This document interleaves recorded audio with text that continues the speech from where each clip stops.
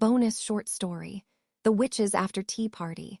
Witches Evaluation Meeting One Stranger. I'm against you taking those girls along. The beautiful, blonde-haired, blue-eyed witch, Minerva, crossed her arms and puffed out her flushed cheeks as she declared that, anger filling her glimmering eyes. She was sitting on one of the 6 chairs positioned around the white table. Opposite to her, Echidna let out a choked, in response to her complaint. She raised her cup of tea off the table and gazed at the hot steam rising up from it. Echidna, I still haven't decided where I'm going to go now, but if possible, I'd like to go and see how much the world has changed in these 400 years. What do you all think about that? Minerva, now hold on just a minute. Didn't you hear what I said? How can you ignore me so easily? This is unacceptable. Utterly unacceptable. Minerva flared up in anger at Echidna as the latter tried to ignore her earlier complaint by changing the subject. With her face still flushed, Minerva grabbed Echidna by the scruff of her neck. However, that only caused her smile to grow deeper. Echidna, I was just joking. It sure would be nice if you didn't fly off the handle so suddenly. Minerva, you goddamn, stranger. You shouldn't always get so riled up, Minerva, ha. A languid voice called out to Minerva as she grew angrier and angrier, with her soft eyebrows raised on end. The voice belonged to a woman who was sitting hugging her knees on one of the chairs, submerged in a sea of her own hair. For better or for worse, that lethargic gaze belonged to Sekhmet. Sekhmet, Echidna's messing about with you, who. This wouldn't be the first time, ha. She's just going to take advantage of you every time you fall for them, who. Minerva, so you're saying I should just let her be? I'm completely against this.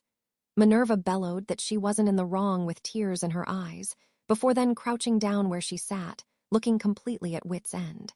2 small hands came from her left and right, patting Minerva on the head. Stranger, I don't think Minerva is in the wrong here. Why, you know, stranger. I agree, Nerva's not at fault. Dona's the real baddie here. Should I tear her apart? The ones who were comforting Minerva from both sides were Carmilla and Typhon.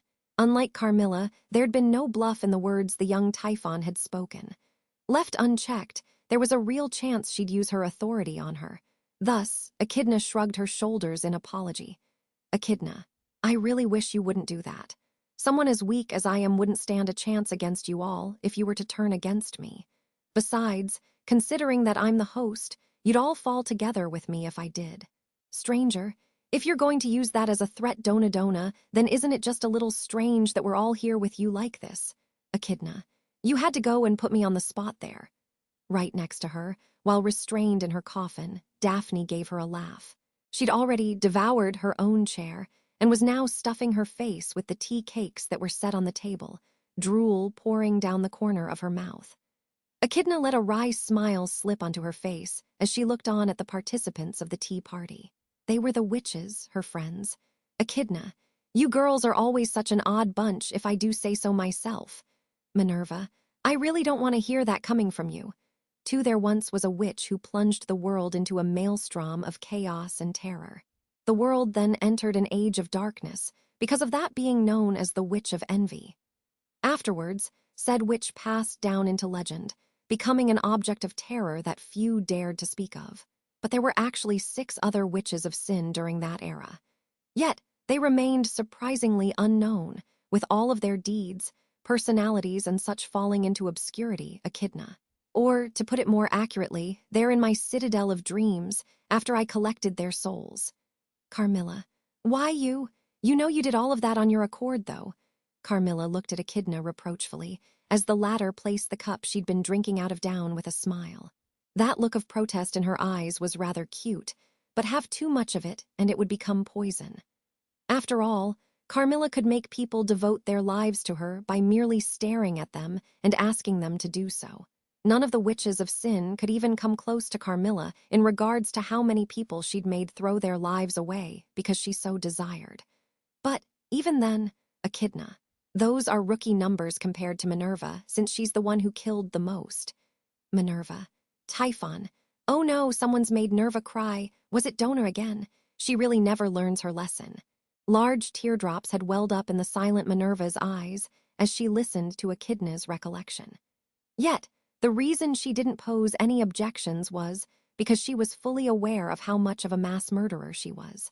Minerva's authority let her forcefully convert the destructive energy she could hold into healing power. Her punches and kicks were some of the gentlest in the whole world, but they didn't come cheap. Minerva saved the lives of many people, but at the same time, she also killed many with natural disasters. The witch who had saved and killed the most people in the world was Minerva. Nevertheless, the amount of lives she'd taken by no means repudiated the gentleness of her heart. That's why her point had been a deeply honest and sincere one. Minerva, how long do you plan to keep Colette and Palmyra around? The focus of Minerva's agenda became what they were going to do about those two girls from now. The witches were gathered here in the citadel of dreams that Echidna had built, merely as souls. However, it was a citadel only in name. A green hillock was situated there instead, with a tea party taking place on it. The topic they were discussing was regarding the two girls she'd met on her journey. Currently, both of them were outside of the citadel of dreams. To put it briefly, they were tagging along with Omega in the real world, who was possessed by Echidna.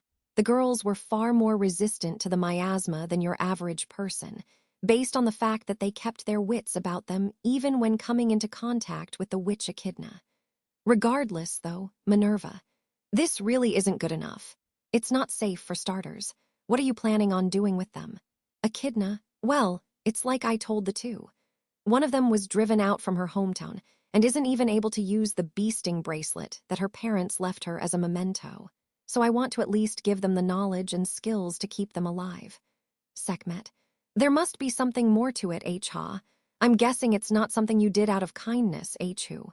This isn't like you, considering you've brought chaos to so many countries for one reason or another, H-Ha. Do you have a fever or something? H-Hu. Daphne. Ooh, she was soaked in ice-cold water for quite a long time, wasn't she? Isn't it pretty much unheard of for a witch to drown to death? Bahaha. Only within this world of dreams would sweets appear as much as one desired. Daphne, who was constantly stricken by insatiable hunger, laughed happily as she devoured them. The young Typhon tilted her head in response to what Daphne had said and said, "Oh, Typhon, you're wrong, Finny. I drowned 'cause all of that water came pouring in. Since I met my watery grave, I suppose I managed it before Dona." Echidna.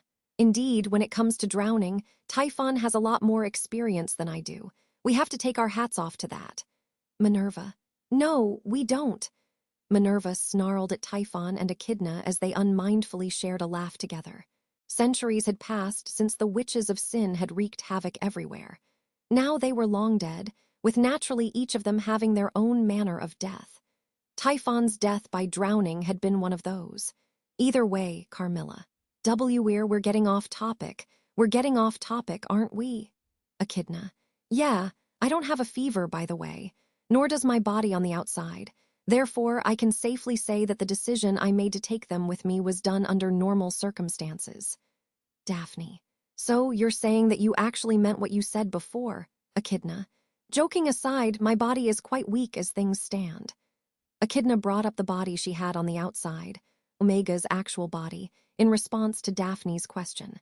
The body which she was possessing was a duplicate of Ryuzu Mayer's, fabricated using pseudood as its core. It wasn't truly made from flesh and blood, rather from an artificial substitute that wasn't too far off from a spirit in terms of composition. Echidna, I'm making use of it in a way that wasn't originally intended. I had to get rid of quite a few things so that I could pour myself into this vessel. Sekhmet, so you did something like that, H-Hu. Don't you think the world is going to end this time, H-Ha, if one of your flops goes out and about again like the olden days? H-Hu. Echidna. Whoa there, I didn't expect that from you, Sekhmet. You care about whether the world ends. Sekhmet, it's not the end of the world, H-Ha, that I care about, H-Hu. It's just that if the world ends, your favorite things would be in deep trouble as well, H-Ha. That's what my issue is, H-Hu. Echidna. Sekhmet. It's as I've been telling you for a while now, H-Ha. I'm more terrified of you losing your interest in this world than anyone else, H-Hu. After all, there's no knowing what you would do, H-Ha. Sekhmet spoke for an unnaturally long time. When she finally finished, she let out an utterly exhausted sigh. Then she placed her head on her lap and began to talk again. Sekhmet, I'm exhausted, H-Hu. I don't have anything else to say, H-Ha. Typhon, Wah. Wah, you're going to sleep. Want me to sing you a lullaby? Typhon somewhat valiantly began to take care of the exhausted Sekhmet. Echidna took a glimpse at their topsy-turvy parent-child relationship, one that she was all too used to seeing, before then batting one of her eyes shut. Echidna, the point Sekhmet brought up now was rather interesting, but you needn't worry about it. I am not going to repeat my past mistakes. The problem I had with those was that I shaved off parts of my soul to make myself fit into the vessel. That's why this time I shaved off a different part. Carmilla, a different part, which one? Echidna, my powers. She had to regulate how much of herself she could pour into the vessel she called Omega, otherwise she wouldn't fit. This time around, Echidna had cast aside the powers she had no particular attachment to, in order to preserve herself. Thanks to that, she'd been able to step out from the sanctuary while still keeping her own identity. And in exchange for that, Echidna, it seems like I've regrettably lost most of the powers and skills I developed as a witch. I still have the knowledge, but I don't imagine it will be easy for me to regain my former strength. Daphne, oh, is that why that happened? You ended up burning a bit of the forest straight after you left the graveyard, right? It did kinda seem like you weren't able to control it at all, Echidna. Yeah, that's why. Minerva, wait up. Why did you hesitate there? Are you sure it wasn't just down to a lack of effort on your part? Daphne had pointed out the incident where she'd messed up after leaving the sanctuary as Omega.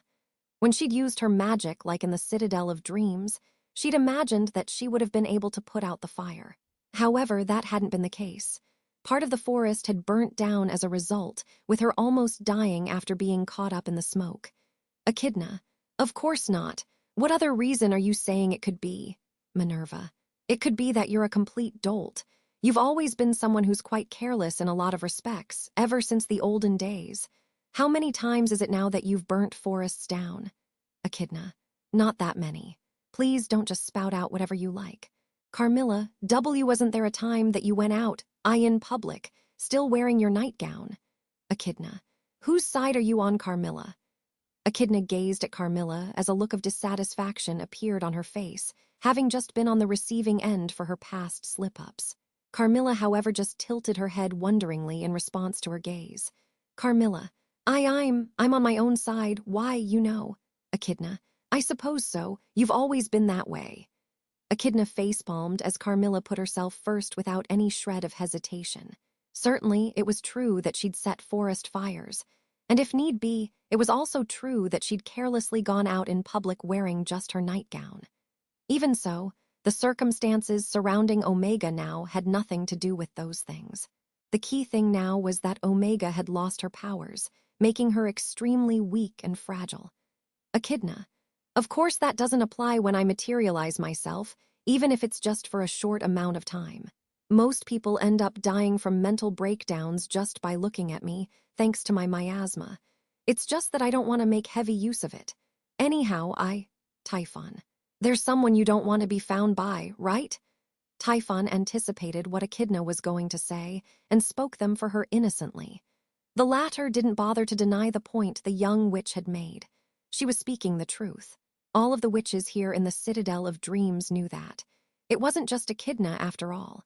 This someone was an enemy all of the witches had in common.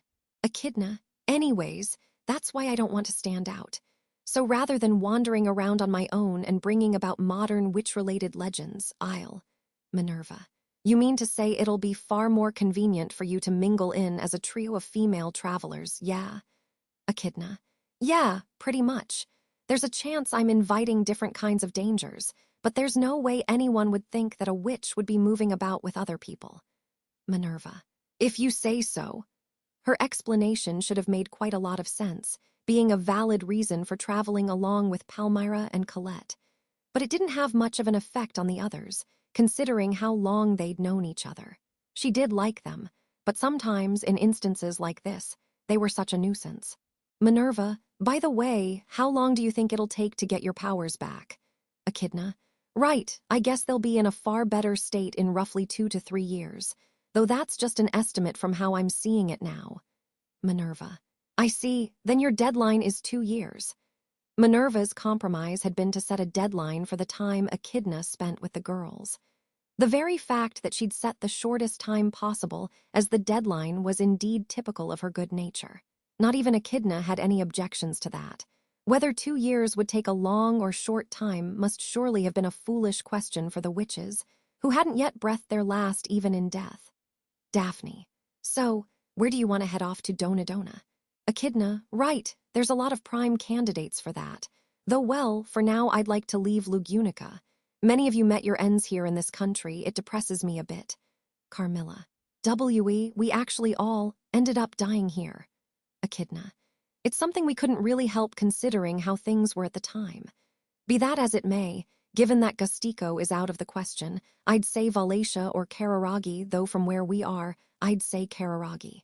I've got a connection with that country since I helped found it, so I'm curious to see how it's doing now. Having settled on how they were going to deal with the girls, Echidna's interest moved over to the next subject. The other witches exchanged glances with each other, shrugging their shoulders as they witnessed Echidna coming more and more to life. A bundle of curiosity, an incarnation of the thirst for knowledge.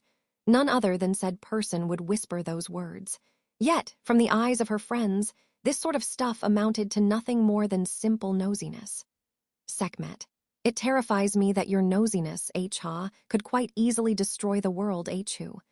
Typhon. Wah! Didn't you say that you were done with talking? Typhon caught ear of Sekhmet's exhausted mutter and innocently cocked her head in confusion. Sekhmet gave her hair a brisk ruffle before placing her hand over her mouth to shush her. Meanwhile, Minerva was letting out a bunch of yeah and uh-huhs with a disgruntled look on her face as Echidna talked about her plans for the future. Daphne was there.